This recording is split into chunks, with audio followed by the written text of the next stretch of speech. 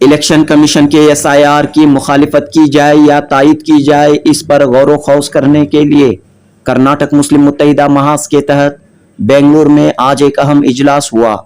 बेंगलुरु के अकाबिर उलमाए कराम, एडवोकेट्स, मुख्तलिफ अजला के नुमाइंदों ने इस इजलास में शिरकत की। इजलास के जरिए ये बात वाज़ह तौर पर कही गई कि पहले एसआईआर की मुखालिफत की जाएगी। अगर एसआईआर का अमल शुरू होता है तो इसके लिए क्या हिकमत अमली बनाई जाए, इस पर गौर खौज किया जाएगा। इस मौके पर यह बात भी कही गई कि एसआईआर के सिलसिले में मुसलमान ख्वाब गफलत में न रहें। मुसलमान अगर सोते रहेंगे, लापरवाही बरतेंगे तो अपने शहरी हुकूक से, वोट देने के हक से महरूम हो सकते हैं। चूंकि इलेक्शन कमीशन ने मुख्तलिफ रियासतों में एसआईआर के अमल को शुरू किया है, हो सकता है कि बहुत जल्द कर्नाटक में भी ये कार्रवाई शुरू की जाए। 11 दिसंबर बरोज जुमेरात बेंगलुरु के टैंड्री रोड शादाब शादी महल में हुए इस इजलास से मुल्क और मिल्लत को अहम तरीन पैगाम दिया गया और ख़ास तौर पर मुसलमानों से अपील की गई कि वो अपने डॉक्यूमेंट्स को, वोटर लिस्ट के तमाम डॉक्यूमेंट्स को तैयार रखें। जनूबी हिंद न्यूज़ रिपोर्ट। मुसलमानों का वोटिंग परसेंटेज असेंबली इलेक्शन में। बहुत आसान टर्म्स में आप बताइए, एसआईआर है क्या, फ़ायदेमंद है या नुकसानदेह? बहुत फ़ायदेमंद है अगर हम सोए नहीं तो, बहुत बड़ा नुकसानदेह है अगर हम सो गए तो। इसके लिए मैं अलर्ट होने के लिए रिक्वेस्ट कर रहा हूँ पूरे मुल्क के भारत के मुसलमानों को, खास करके कर्नाटक के मेरे शहरियों को, कि एसआईआर में खास करके आप लोग जो है कुछ भी नहीं कर सकते। लीगली आप हुकूमत के खिलाफ नहीं जा सकते, क्योंकि वो लोग जो चोला पहन के आ रहे हैं वो कॉन्स्टिट्यूशनल चोला है। आर्टिकल 324 में पावर है इलेक्शन कमीशन को, और सेक्शन 21 खास करके ये जो पीपल्स रिप्रेजेंटेशन एक्ट है उसमें भी पावर है। तो उसके हिसाब से बहुत मुश्किल है लीगली हराना ईसीआई को। तो उससे बेटर मैं रिक्वेस्ट कर रहा हूँ कि आप डॉक्यूमेंटेशन बना लीजिए, सारा परफेक्ट खेल ही खत्म हो जाएगा। फेस करेंगे हम लोग इस एसआईआर को। लेकिन इसका जो बिहार में बताया जा रहा है कि इसकी वजह से वोट चोरी हुई है बड़े पैमाने पर। जी, वोट चोरी पहले बहुत हुई है, पहले से भी हुई है। अब इसके बाद जो है वोट चोरी के खिलाफ जो एसआईआर का बहाना इन्होंने लेके आए हैं, इसमें और नए तरीके से वोट चोरी करने का प्लानिंग चल रहा है। जो रजिस्ट्रेशन के बहाने से ये लोग लेके आ रहे हैं, वहाँ पे अपने चाहने वालों को कर रहे हैं। तो इलेक्शन कमीशन को जो है नाक में रस्सी डालने का काम जुडिशरी को करना चाहिए, क्योंकि अब तक जितना इन्होंने गफला किया है उसका क्लैरिफिकेशन हो, उसका ऑडिट रिपोर्ट हो, किसी भी प्रॉपर एजेंसी को ईसीआई के ऊपर नहीं हुआ है। तो ईसीआई जो भी गलतियां करी है, ईसीआई के लो लेवल जो ऑफिसर्स हैं बूथ लेवल पे, वो लोग जिस तरीके से गलत तरीके से लिस्ट मेंटेन करे थे, डबल एंट्री करे थे, एक घर में 70-80 वोट रजिस्टर करे थे, उसका कौन हिसाब पूछे? अब तक कोई नहीं पूछ रहा। तो इलेक्शन कमीशन को चाहिए कि पहले वो माफ़ी मांगे, उसके बाद जो है ये गारंटी दे कि इसके बाद ये चीज़ें नहीं होंगी, तब जाके हम भरोसा कर सकते हैं। अब ये बात कही जा रही है कि पूरे रियासत में इसके खिलाफ आंदोलन होना चाहिए, तहरीक शुरू की जानी चाहिए। जी, आंदोलन क्या जरूरत है? आंदोलन करना चाहिए, ज़रूरी है, मगर आंदोलन का हिस्सा जो बन रहे हैं उनको ये भी मालूम होना चाहिए कि हमें सिर्फ रोड पे बैठ के आंदोलन करने से कुछ नहीं होगा। जो इलेक्शन कमीशन जो काम कर रही है, हर बूथ लेवल पे हर एक सिंगल लिस्ट को लेके उठाकर चेक करना है, एक काउंटर ऑडिट का एक मैकेनिज्म बनाना है, जिससे इलेक्शन कमीशन की भी चोरियों को पकड़ा जाए। आखिर में क्या मैसेज? आखिर में मैसेज ये है कि पहली बात तो जो है ऐसे बहाने बहुत आते रहेंगे, इन्हीं बहानों से हम एक होके काम करेंगे तो इंशाल्लाह बहुत सारे प्रॉब्लम्स को फेस कर सकते हैं और जीत सकते हैं। शुक्रिया, thank you so much sir. Masood Abdul Qadir sahab, बताइए, एसआईआर की मुखालिफत हो रही है या हिमायत? बिस्मिल्लाहिर्रहमानिर्रहीम। एसआईआर की ना मुखालिफत हो रही है और ना हिमायत। हम ये सबसे बड़ी बात तो यह है कि हम ये समझना चाहते हैं कि एसआईआर असल में क्या है, और हम ये समझकर आवाम तक भी इसको पहुंचाना चाहते हैं कि एसआईआर क्या है और हुकूमत ये क्यों कर रही है। इसलिए कि इलेक्शन कमीशन ऑफ इंडिया की जानिब से पहली बार यह मशक़ हो रही है। इससे पहले काफ़ी रिविजन्स हो चुके हैं, बिल्कुल खामोशी के साथ समरी रिवीजन हुआ करता है। इसी तरह से स्पेशल इंटेंसिव रिवीजन के नाम से अब तक मैं समझता हूं कि इलेक्शन कमीशन ऑफ इंडिया की जानिब से ऐसा कोई अमल नहीं हुआ है, जो पहली बार होने जा रहा है। तो यह एक नई बात है जो हुकूमत लेकर आई है। और इससे पहले हम देख चुके हैं कि बिहार में इलेक्शन से कबल ये अमल वहाँ पर हुआ और तकरीबन एक अंदाजे के मुताबिक 65 लाख वोटर्स के नाम डिलीट किए गए। और उसके बाद जब पूछा गया कि किस बुनियाद पर किया गया, तो इलेक्शन कमीशन का ये कहना था कि वो किसी को भी इसके बारे में जवाबदेह नहीं है। लेकिन साथ में ये बात भी आई कि हो सकता है कि कुछ माइग्रेंट वर्कर्स होंगे, और ये बात भी देखी गई कि कुछ ऐसे लोगों के नाम भी डिलीट किए गए ये बताकर कि उनकी अमवात हो चुकी हैं जो जिंदा थे, और उनको कोर्ट में भी पेश किया गया। आपके को एक इल्म में बात होगी कि योगेंद्र यादव ने सुप्रीम कोर्ट में उन अशखास को पेश किया जिनको मुर्दा बताया गया था। यानी कोई साहब कह रहे थे यूं ही वो उम्मीद का काम इलेक्शन कमीशन क्या कर रहा है कि जिंदा जो है उनको मारने का काम और ना मारने वालों को जिंदा करने का काम। तो ये एक अजीब अमल है। तो इसके लिए हम ये समझना चाहते हैं कि असल में ये क्या है और हुकूमत ये क्यों कर रही है, और इसके ज़रिए से बिहार में जिस तरह से हुआ और अब 12 रियासतों में इस वक्त ये काम चल रहा है और आगे चलकर मुल्क भर में इस बात को करना चाहते हैं। तो हमें समझना चाहिए कि असल क्या है, और अगर ये जब यहाँ पर हमारी रियासत में लागू होगा तो हमें क्या करना चाहिए, उसको लेकर आज की अनिश्चित रखी गई है। इसमें मुख्तलिफ अजला से लोग आए हुए हैं। आज सुबह के सेशन में एडवोकेट इस्माइल मैत्री साहब ने बहुत तफसील के साथ इस पर रोशनी डाली है, और इसी तरह दूसरा सेशन भी है जिसमें हम ये हमारे मोहतरम यूसुफ कन्नी साहब ये बताएंगे कि हमारा मंसूबा क्या होगा।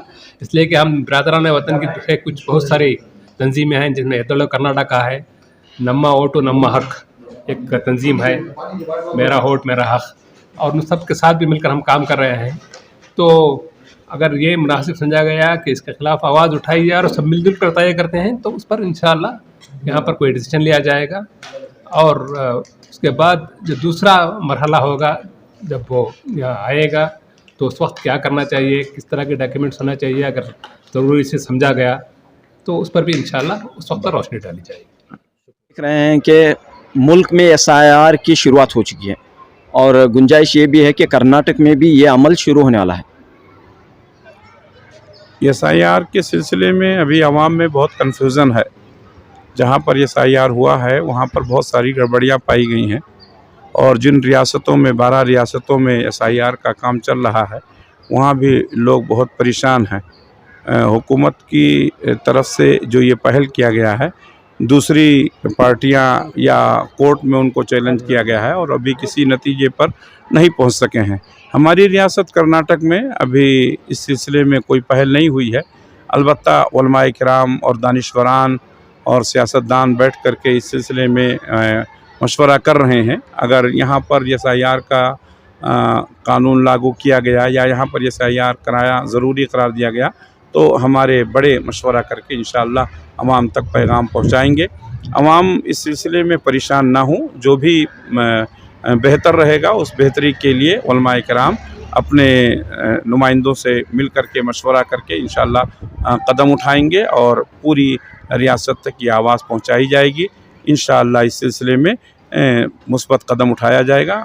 आवाम से अपील है कि वो परेशान ना हो, जो भी कदम हमारी तरफ से होगा हम ज़रूर उस पर इंशाअल्लाह रहनुमाई करेंगे। जज़ाकुमुल्लाह खैर। ये जमीयत अहले हदीस कर्नाटक गोवा की जानिब से हमारी नुमाइंदगी है। कर्नाटका मुस्लिम मुत्तहिदा महाज का एक हम हिस्सा हैं। आज SIR के ताल्लुक़ से जो मीटिंग हो रही है, सारे कर्नाटक के पूरे मुल्क के लोगों के लिए इसमें क्या बेहतरी हो सके उस चीज़ को अंजाम देने के लिए, ताकि लोग परेशान ना हो सके। इसलिए इंशाअल्लाह इसके ताल्लुक़ से जो भी बात होगी और आगे जो काम करना है आवाम तक पहुंचाना है, जो सही मैसेज है वो इंशाअल्लाह पहुंचाएंगे। अल्लाह की ज़ात से उम्मीद है इंशाअल्लाह अल्लाह ताला जो है सारे आलम का मालिक है, वो इंशाअल्लाह ये मसला भी अल्लाह ताला बहुत बेहतर मुसलमानों हक़ में करेगा। मुसलमानों को इससे डरने की ज़रूरत नहीं है, हिम्मत रखना चाहिए। इंशाअल्लाह हर वक्त अल्लाह से उम्मीद रखिए कि इंशाअल्लाह अल्लाह खैर के फ़ैसले करेगा। ऐसे कई मसाइल आ रहे हैं जाते हैं, मगर हम वही रहेंगे। इस्लाम या मुसलमान का कोई भी बाल भी बाका नहीं हो सकता है। अल्लाह की ज़ात से उम्मीद है। दुआ कीजिए आप सब, इंशाअल्लाह अल्लाह ताला खैर के फैसले करे।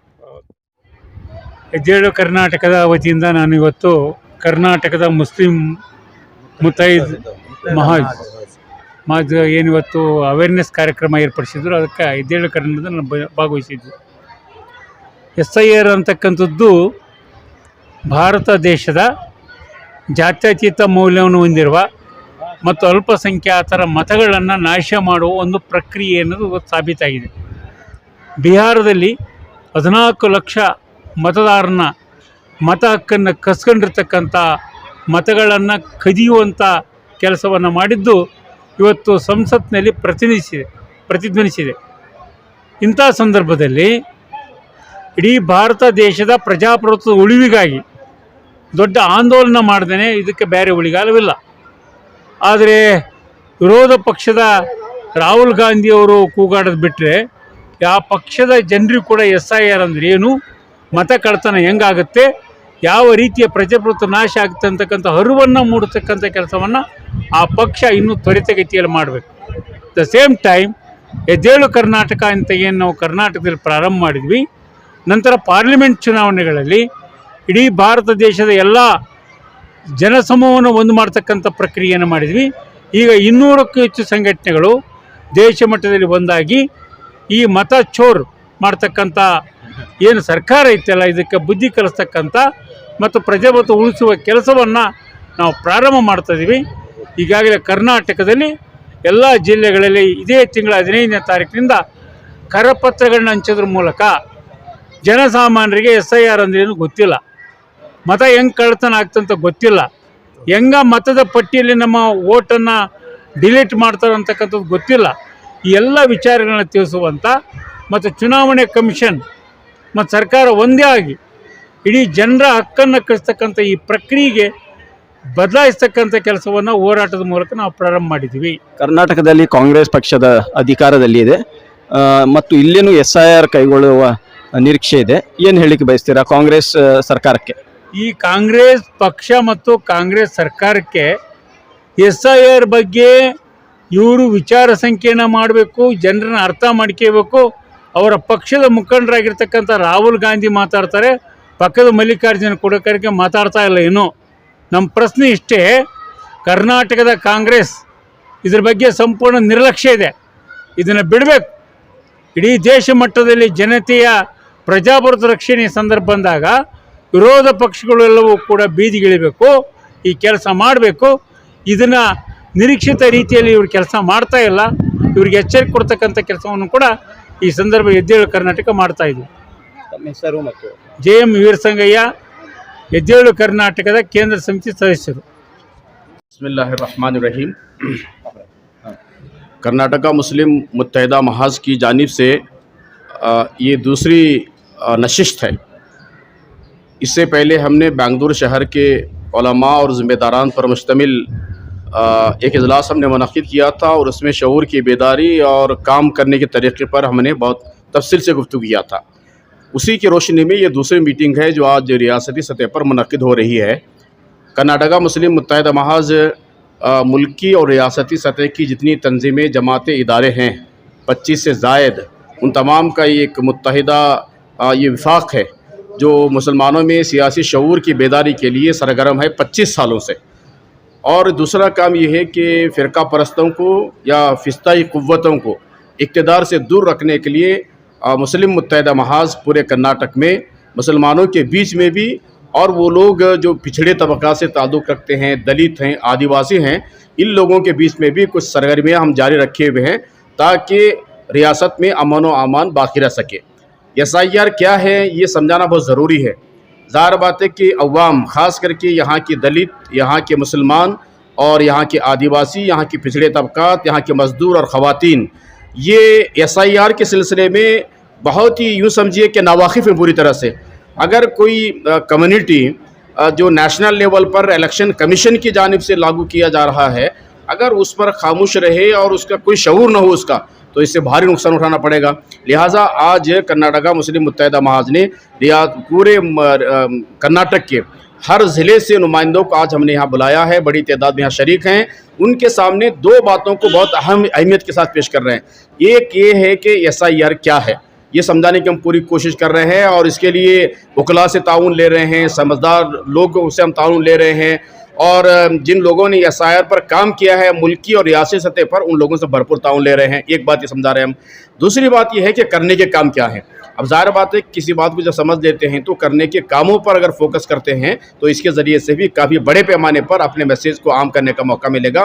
पूरे कर्नाटक में पुरअमन तरीके से कर्नाटका मुस्लिम मुत्तहिदा महाज, जिसमें तमाम जमातें शामिल हैं, ये लोकल लेवल पर भी, तालुका और ज़िले की सतह पर भी काम करेगा और जो और तंजीमें, गैर मुस्लिम भाइयों की तंजीमें हैं, उन तमाम तंजीमों के साथ मिल करके SIR के शऊर की बेदारी और ये कि SIR के अंदर जिन कागजात को मुतालबा किया गया है उन कागजात के सिलसिले में भी हम रहनुमाई करेंगे पूरे कर्नाटक में। यानी कि आप SIR के हक में हैं? नहीं, मुखालिफत हम करेंगे। कर रहे हैं। ये देखिए, मुखालिफत तो करेंगे, हम मुखालिफत तो कर रहे हैं पूरी तरह से। अब इसके ज़रिए से शऊर की बेदारी होगी।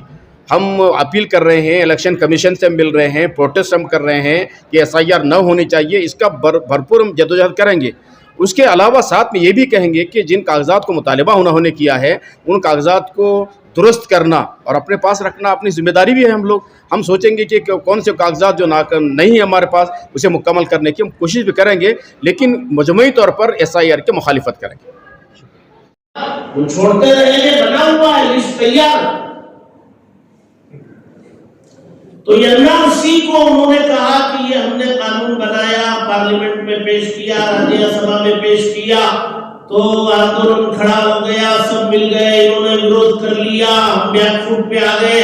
अब इसको खत्म तो नहीं किया जा सकता, उनका मंसूबा है, करना क्या है, उन्होंने उसका नाम बदला, SIR किया। पार्लियामेंट से करने पर ना अपने मुल्क में आंदोलन करके इसको वापस पीछे हटने पर मजबूर किया। अब इसको SIR बना करके इसको उन्होंने इलेक्शन कमीशन से जोड़ दिया।